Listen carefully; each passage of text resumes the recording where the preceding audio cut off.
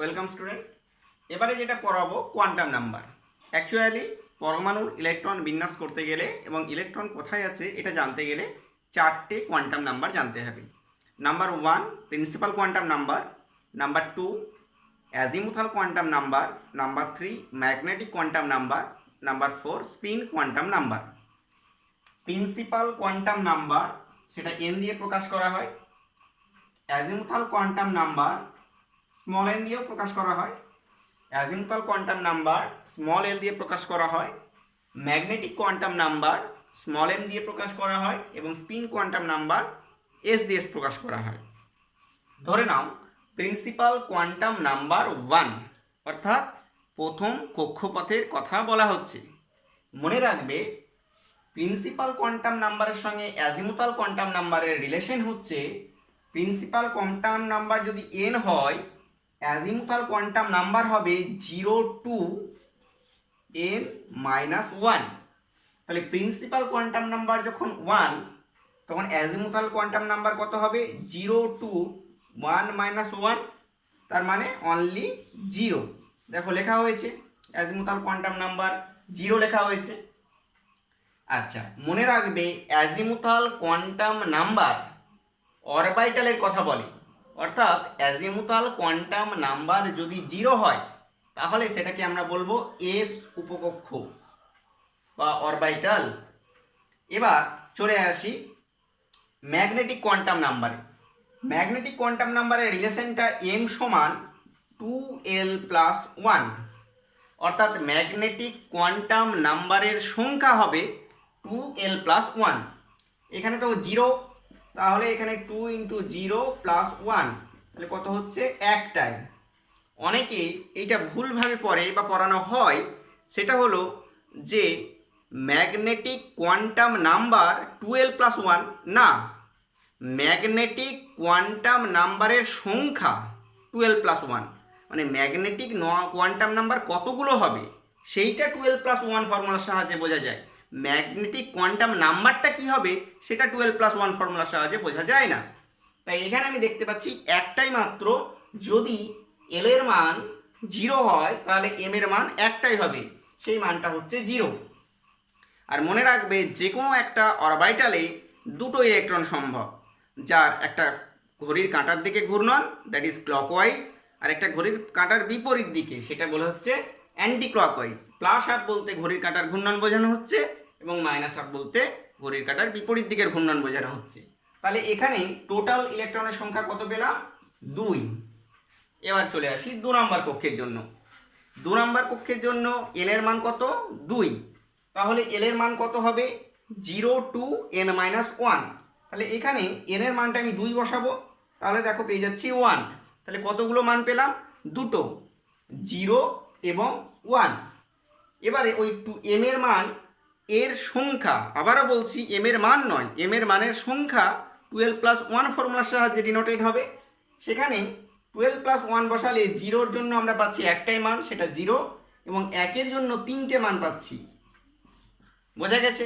সেই 3টে মান হচ্ছে +1, 0 অ্যান্ড -1। এবার প্রত্যেকটার জন্যই আবার দুটো করে ইলেকট্রন, কারণ ইলেকট্রন এক একটা অরবাইটালে দুটো করে থাকতে পারে, এটা পাউলির নিয়ম অনুযায়ী। তাহলে সেখানে একটা প্লাস দিকে ঘূর্ণন হতে পারে আর একটা মাইনাস দিকে ঘূর্ণন হতে পারে। তাহলে এক্ষেত্রে টোটাল ইলেকট্রনের সংখ্যা কত পেলাম 1 2 3 4 5 6 7 8। তাহলে এখানে ইলেকট্রন সংখ্যা পেলাম 8। তাহলে একটা কোশ্চেন হতে পারে যে 2 নাম্বার কক্ষে সর্বাধিক কতগুলো ইলেকট্রন থাকতে পারে 8টি। বোঝা গেছে? কারণ কি, কারণ এস এর জন্য দুটো, আর এই যে 1, এই 0টা আমি আগেই লিখে রেখেছি। 0 যদি এল এর মান হয় তাহলে সেটা এস দিয়ে প্রকাশ করা হয়, 1 যদি এল এর মান হয় তাহলে সেটাকে পি দিয়ে প্রকাশ করা হয়। বোঝা গেছে? তাহলে পিতে কতগুলো ইলেকট্রন থাকতে পারে 6টি। দেখো 1 2 3 4 5 6। এবং এসে কতগুলো ইলেকট্রন থাকতে পারে 2টি। তাহলে 2 নাম্বার কক্ষের জন্য এস এবং পি সম্ভব, এবং টোটাল ইলেকট্রনের সংখ্যা 2 + 6, 2 + 6 সমান হচ্ছে 8 লেখা হয়েছে। ঠিক একই রকমভাবে এটা 3 নাম্বারের জন্য করা যেতে পারে। 3 নাম্বারের জন্য করলে কি পাওয়া যাবে, কারণ 3 নাম্বার কক্ষের জন্য করছি আমি। তাহলে এক্ষেত্রে অ্যাজিমুথাল কোয়ান্টাম নাম্বার কত পাওয়া যাবে? 0 পাওয়া যাবে, 1 পাওয়া যাবে এবং 2 পাওয়া যাবে। এটা এস দিয়ে ডিনোট করা হয় 0 যদি এল এর মান আসে, 1 যদি এল এর মান আসে সেটাকে পি দিয়ে বলা হয়, আর এল এর মান যদি 2 আসে তাহলে সেটাকে ডি উপকক্ষ বলা হয়। এইটার জন্য কতগুলো ইলেকট্রন? দুটো। এটার জন্য কতগুলো ইলেকট্রন? 6টা। ডির জন্য দেখা যাবে 5টা কক্ষর আছে, 5টা উপকক্ষ আছে, তাহলে ইলেকট্রন সংখ্যা হবে 10টি। তাহলে এটার জন্য 10, তাহলে টোটাল ইলেকট্রন কত হলো? 18টি। তাহলে 3 নাম্বার উপকক্ষে টোটাল ইলেকট্রনের সংখ্যা 18। বেশ,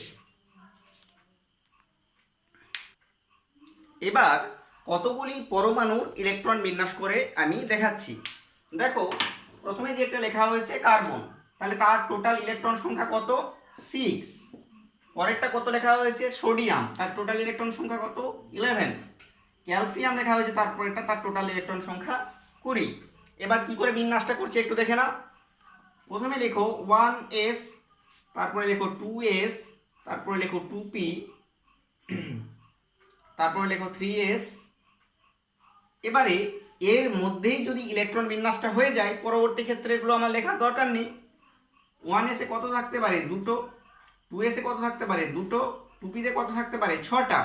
কিন্তু আমার টোটাল 4টে হয়ে গেছে, তাহলে 6টার জন্য আর বাকি পড়ে আছে দুটো, তাহলে 2p 2।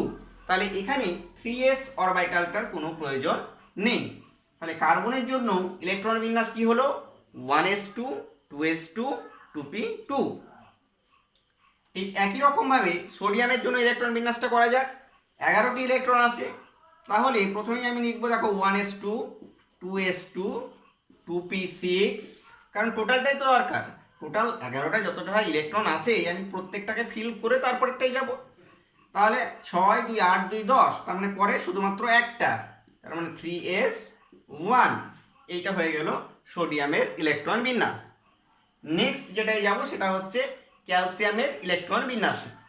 দেখো ক্যালসিয়ামের 20টা ইলেকট্রন আছে, তাহলে বিন্যাস করব 1s2, 2s2, 2p6, 3s2, 3p6। এবার একটু কাউন্ট করে নিই কত গেল দেখি। 2 2 4, 4 6 10, 10 2 12, 12 আর 6 18। তাহলে এখনো দুটো ইলেকট্রন দিতে হবে, তার মানে 4s2। তাহলে এইটা দাঁড়া গেল ক্যালসিয়ামের ইলেকট্রন বিন্যাস। এরকমভাবে যে কোনো পরমাণুর ইলেকট্রন বিন্যাস তুমি করতে পারবে। তাছাড়াও ওই পরমাণুর কোন কক্ষে কতগুলো ইলেকট্রন আছে সেই প্রশ্নের উত্তর দিতে পারবে। সেগুলো স্পিন কেমন, ক্লকওয়াইজ না অ্যান্টি ক্লকওয়াইজ, সেই প্রশ্নের উত্তর দিতে পারবে। ব্যতিক্রমী দুটো ইলেকট্রন বিন্যাস আছে, সেইগুলো প্রায়ই পরীক্ষায় দেয়। সেই দুটো ইলেকট্রন বিন্যাস একটু খেয়াল করে দেখে রাখবে। সেই দুটো হচ্ছে, এক কপার, বোঝা গেছে, একটা হচ্ছে কপার যার ইলেকট্রন বিন্যাসে একটু ব্যতিক্রম আছে, আরেকটা ব্যতিক্রম আছে সেটা হচ্ছে স্ক্যান্ডিয়াম, টাইটানিয়াম, ভ্যানাডিয়াম, ক্রোমিয়াম। ক্রোমিয়ামের ইলেকট্রন বিন্যাসে একটু ব্যতিক্রম আছে, ক্রোমিয়াম 24 অ্যান্ড কপার 29। এই দুটোর একটু ব্যতিক্রম আছে। এইটা হাফ ফিল্ডের জন্য ব্যতিক্রম হয়, আর এটা ফুল ফিল্ডের জন্য ব্যতিক্রম হয়। এই দুটো ইলেকট্রন বিন্যাস একটু দেখে রাখলে সমস্ত কোশ্চেনের অ্যান্সার ইলেকট্রন বিন্যাসের এক্ষেত্রে করা যায়। আরেকটা জিনিস বলে রাখি, অনেক সময় পরীক্ষাতে এটা দেয়, কোথাও কোথাও করতে হলেও হতে পারে, সেটা হচ্ছে নোডাল পয়েন্ট। আগে জেনে নাও যে নোডাল পয়েন্টটা কি। নোডাল পয়েন্ট হচ্ছে সেই পয়েন্ট যেখানে ইলেকট্রন ঘনত্ব 0। আবার বলছি, নোডাল পয়েন্ট হচ্ছে সেই পয়েন্ট যেখানে ইলেকট্রন ঘনত্ব 0। অনেক কিছু হিসাব আছে, কিন্তু বের করার জন্য নোডাল পয়েন্টের সংখ্যা বের করার জন্য আমি একটা সোজা নিয়ম শিখিয়ে দিচ্ছি, সেটা হচ্ছে n - l - 1। মনে করো তোমাকে 2s অরবিটালের নোডাল পয়েন্টের সংখ্যা বের করতে দিল। 2s অরবিটালের নোডাল পয়েন্টের সংখ্যা বের করতে দিয়েছে। তাহলে n প্রিন্সিপাল কোয়ান্টাম নাম্বার বোঝায়। 2s অরবিটালের প্রিন্সিপাল কোয়ান্টাম নাম্বার কত? 2 লিখলাম। s বলতে l এর মান কত হলে s বোঝায়? দেখো আরেকবার মনে করিয়ে দিই। 0 মানে হচ্ছে s, 1 মানে হচ্ছে p, 2 মানে হচ্ছে d, and 3 মানে হচ্ছে a। তাহলে এখানে s আছে, মানে আমি কত বসাবো? l এর মান 0 - 1। তাহলে এটা কত দাঁড়ালো? 2 - 1 মানে হচ্ছে 1। তাহলে 2s অরবিটালের নোডাল পয়েন্টের সংখ্যা হচ্ছে একটি। একই রকমভাবে ধরো 3p অরবিটালের জন্য তোমাকে নোডাল পয়েন্টের সংখ্যা বের করতে দিয়েছে। তাহলে আরেকবার করে দেখিয়ে দিচ্ছে এটা। এখানে n সমান 3, পির জন্য এল এর মান কত লিখবো 1 অ্যান্ড -1, তাহলে কত দাঁড়ালো 3 - 2 সমান হচ্ছে 1। এক্ষেত্রেও নোডাল পয়েন্টের সংখ্যা হচ্ছে 1, সরি, এক্ষেত্রেও নোডাল পয়েন্টের সংখ্যা হচ্ছে 1। এই নোডাল পয়েন্টের ব্যাপারটা একটু মাথায় রাখবে।